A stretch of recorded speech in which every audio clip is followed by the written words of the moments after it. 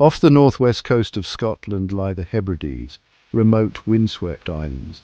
In 1949, these quiet, forgotten villages became the epicenter of a spiritual awakening so intense, locals would say, God came down. Post-war Scotland was dry, not just in economy or spirit, but in faith.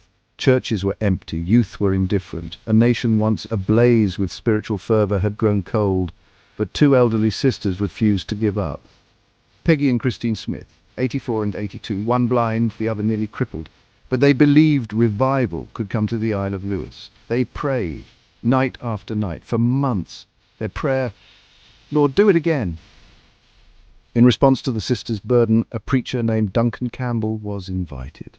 He didn't plan to come. In fact, he initially said no, but God had other plans. At the first meeting, nothing happened.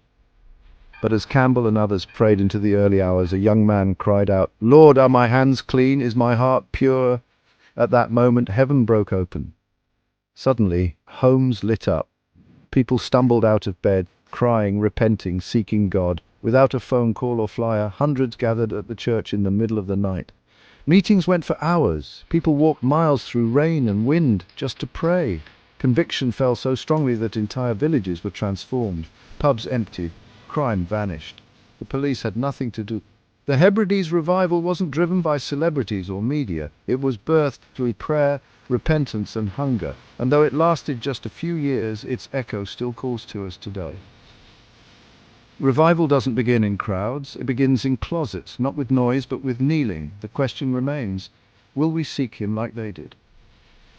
The Hebrides revival, 1949, when God stepped down.